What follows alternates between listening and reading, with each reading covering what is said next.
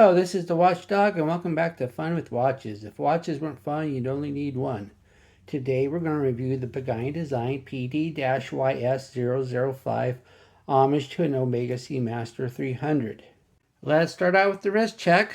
I'm wearing a Benyar BY 5152 Homage to Longines Hydro Conquest. And Grego is wearing my Blue Angels World Time Chronograph. Grego said Princess Leia sent Han and Wedge back to the moon on Yavin to clean up at the old rebel base. Han sent her a postcard that said, "Yavin, a good time, wish you were here." Here's the watch. I could have got the watch in the big fancy box, but I didn't want to do that because it costs extra money. And here's the watch. PD-SY005 is a very unusual reference number for Pagani Design. Most of the numbers are in the 1600 or 1700 range, such as the PD-1689 that I reviewed recently. Obviously, PD stands for Pagani Design, but not sure what SY stands for.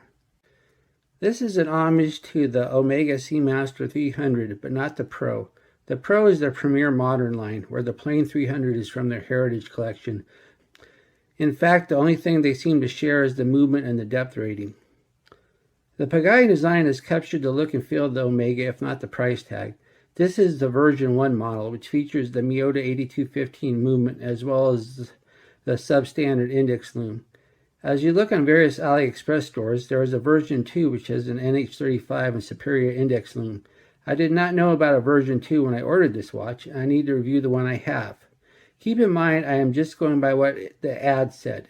If you order a version 2 and you get a Miyota and a crappy index loom, please don't blame me. The watch is 41.1 millimeters at the bezel, 49.3 millimeters lug to lug with inverted end links, 12.6 millimeters thick, has a 20 millimeter lug width, and weighs 151 grams with 2 links removed. The ceramic bezel is 120 click unidirectional.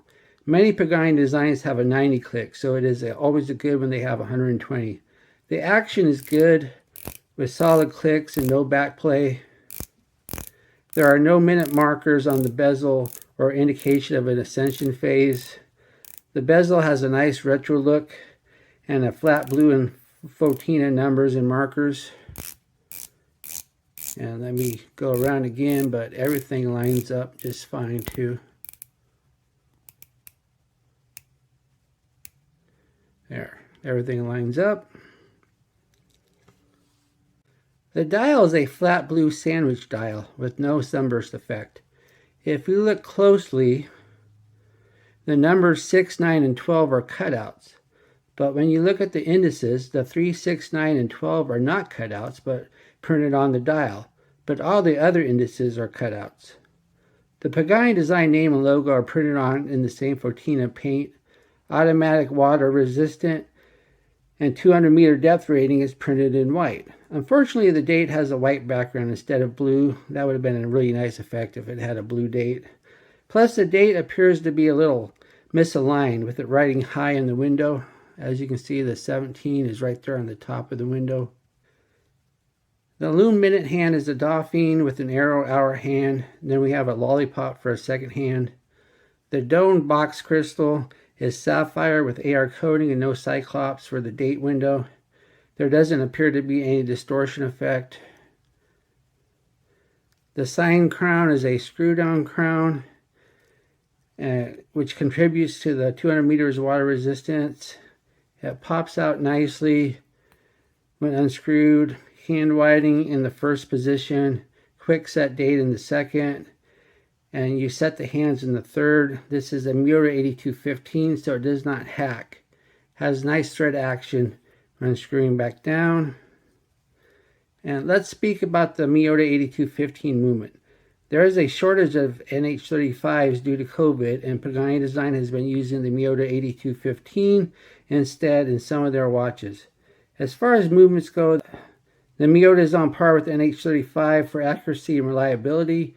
It's a 21 joule solid 3 Hz workhorse movement that hand winds. The biggest difference is the hacking. You cannot stop the second hand, and so you cannot set the watch to 100% accuracy. When I only had one automatic watch, I found the lack of hacking unacceptable.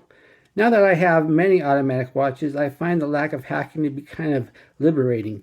Since I can't set the watch precisely, I set it to close enough and call it good. Miyota does make a very similar movement, the 821A, that does feature hacking. Not sure why Pagani Design does not make that an option. Another difference is that the Miyota has a unidirectional rotor. The downside of unidirectional is that the rotor spins freely in one direction and thus can produce some noise. I've never been bothered by rotor noise until I started wearing this benyar, because you can really hear this benyar. Maybe I'm getting old and just can't hear it as well. As far as winding the watch, it must do fine. I'm a software engineer and not super active throughout the day, but the watch has never stopped since I started wearing it regularly. The solid steel case is really nice. Nicely brushed everywhere except for the lug bevels. See, they're polished right there. And the bottom of the case is also polished, which is unusual. Usually it's polished up top and then brushed on the bottom. And it has a nice feel, and it wears really flat on the wrist. The slotted screw-down case back is really detailed with large engraved lettering and an embossed diving helmet in the middle. If you hold the watch upside down, the diving helmet looks like a little sci-fi robot. The watch has solid inverted end links, allowing a fairly big watch to wear small. And then there is the bracelet. Wow, this is by far one of the best bracelets I've ever reviewed on this channel.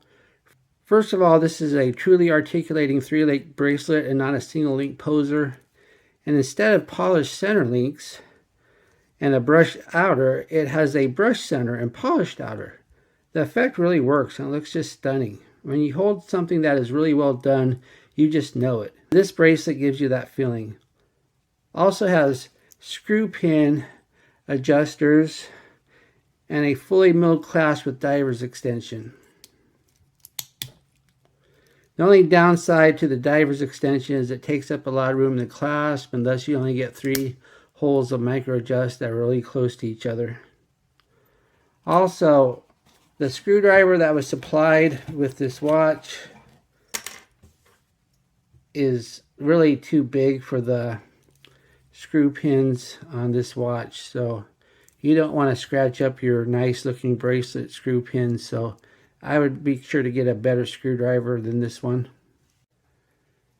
Here's the watch on my 7.5-inch wrist. As you can see, it wears really nice and flat, really fits the wrist good.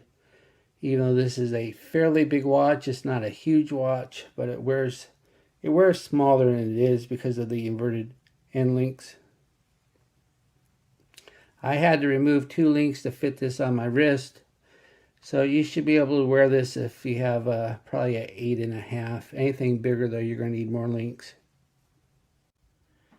Here's the watch on a vintage leather strap. I just love the looks of a vintage looking watch on vintage leather, especially a blue diver. I think it looks excellent.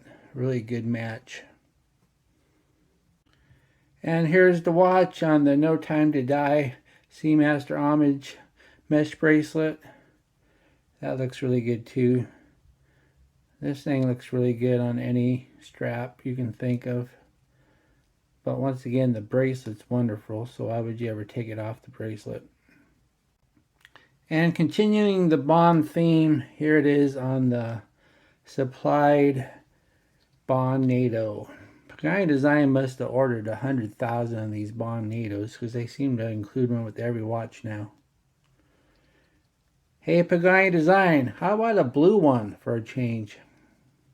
Or maybe khaki. Here we are in the loom room.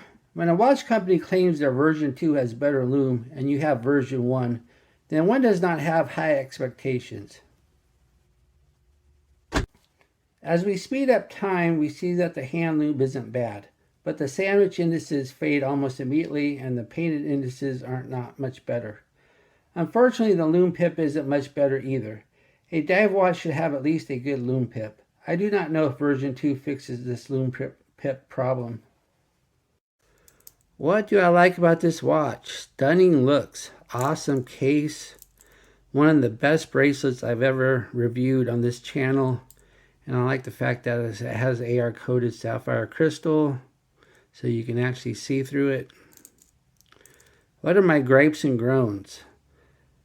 All the loom but the hand loom is really bad. And it has a misaligned date wheel. Only 3 holes of micro adjust here.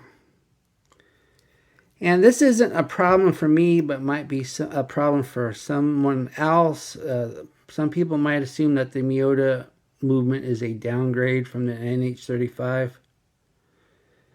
Do I recommend this watch? Yes, this is a great, well-built watch that is very attractive. I am reluctant to tell you to get the version 2 because I am not reviewing a version 2. All I can tell you is that the version 1 is a damn fine watch that should make you very happy. Do you need to set a watch to 100% accuracy if it's going to gain a good 5 seconds the next day anyway? Well, thank you for watching my review, and be sure and like and subscribe, and I will be back with another review or unboxing. Bye.